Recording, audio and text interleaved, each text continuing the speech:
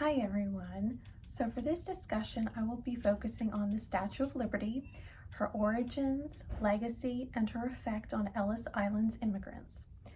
Articles taken from The Sun in 1886 and the New York Times in 1936 and then again in 2000 will be used.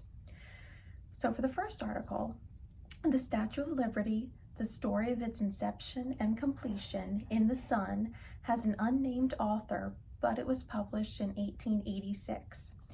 It showed how American and French relations and their similarities in their revolutions encouraged a man named Edouard de la Belle, the founder of the French-American Union, to commission a statue from sculptor Frederic Auguste Bartholdi in 1874.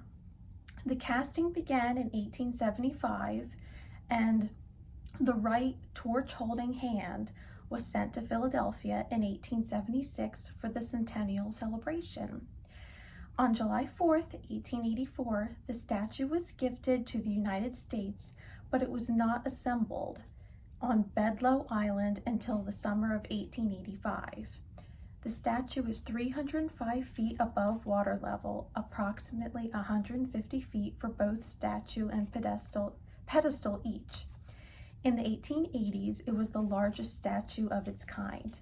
There is a statue in China that's approximately 600 feet tall now, so it's no longer the tallest statue.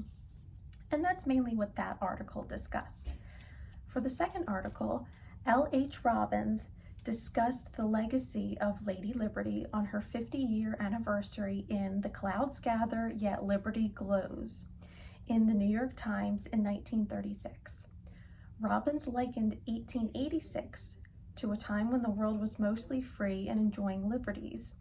In 1936, however, the world was starting to look toward a Second World War, and human rights were clouded, while liberty seemed very unsecured.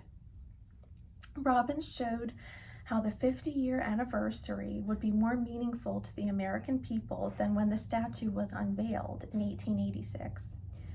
Her finish became softer as the copper was weathered into a light green. But what was more important was that the statue stood as a symbol to those searching for liberty and freedom to make life decisions, but also a reminder that freedom was not free. Thousands of men and women sacrificed their lives to maintain the freedom that America promised. Robbins questioned how the world interpreted and defined liberty, as there were many countries, America included, whose definition of liberty was ever-changing.